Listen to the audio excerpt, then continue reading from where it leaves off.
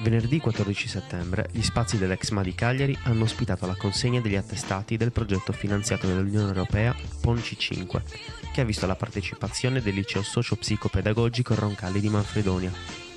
Il nodo centrale del progetto è stato uno stage nell'ambito della conoscenza, conservazione e valorizzazione dei beni culturali e ambientali del territorio cagliaritano. Questo progetto ha coinvolto 17 studenti dell'Istituto Pugliese e si è articolato in oltre 120 ore di lavoro.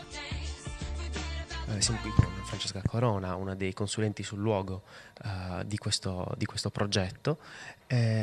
I target, gli obiettivi di questa manifestazione, di questo progetto, sono stati raggiunti. Francesca, come ti senti di poter valutare questo progetto alla fine del suo corso attuativo?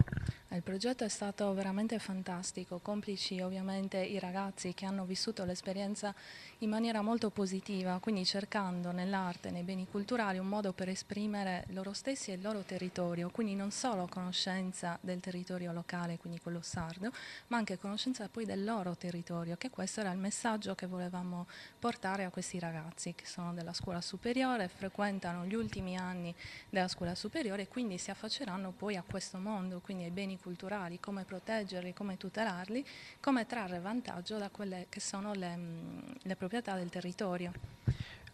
Si tratterà semplicemente di imparare quello che già si fa qui e esportarlo fuori in Puglia, oppure quali altri aspetti potrebbe avere questo progetto?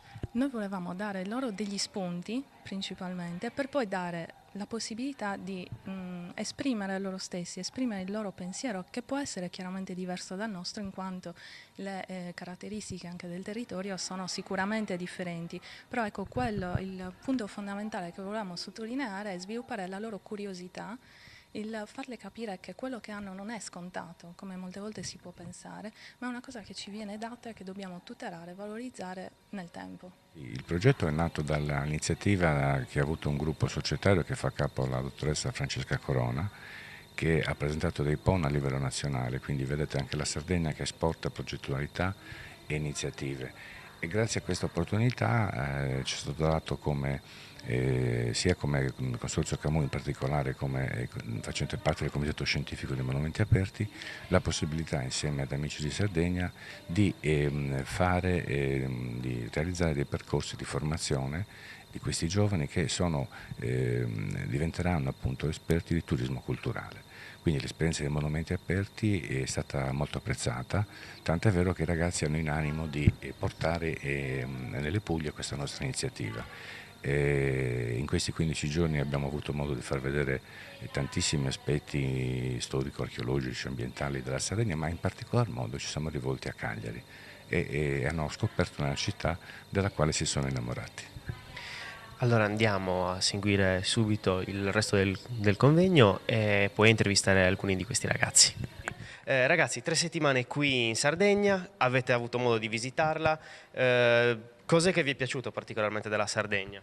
Tutto, dal punto di vista storico è stupenda, ci sono tantissimi beni culturali a proposito e ci è piaciuto soprattutto il mare. Il mare è stupendo. A Manfredonia ce l'abbiamo, solo che non è come qui è splendido, è azzurro.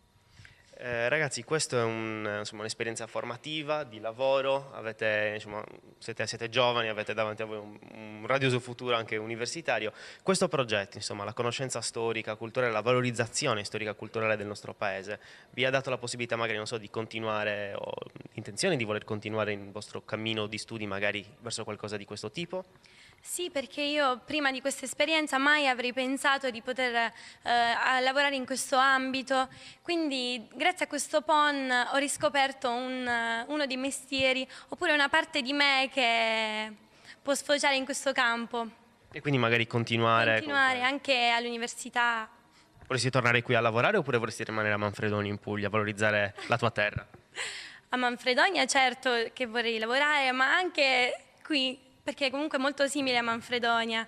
Abbiamo anche noi il mare, le montagne, però qui è tutto molto più ingrandito.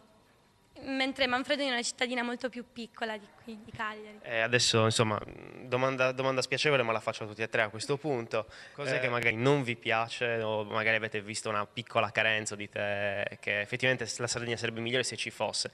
Siate cattivi, cioè bisogna essere cattivi per riuscire a trovare meglio i difetti e a correggere. La Sardegna, per quanto è bella, non è abbastanza valorizzata, un po' come dicevo prima, tutta l'Italia, poiché per tutto quello che c'è in Sardegna dovrebbero arrivare tantissimi turisti, invece ne arrivano, ma non sono così tanti come dovrebbero essere. E questo accade anche in Puglia, perché anche la Puglia è molto bella e purtroppo non vengono soprattutto turisti tedeschi, francesi, spagnoli. Dalle altre parti del mondo no. Insomma, cose che secondo voi non fa venire i turisti da noi, magari li fa andare in altri posti che magari hanno meno da offrire eppure hanno più gente, insomma. L'organizzazione, la pubblicizzazione, anche perché magari a noi i turisti vengono da soli, non abbiamo bisogno di chiamarli, mentre un luogo dove non c'è niente fa tanto per avere turismo. Noi qui in Italia dovremmo vivere di turismo.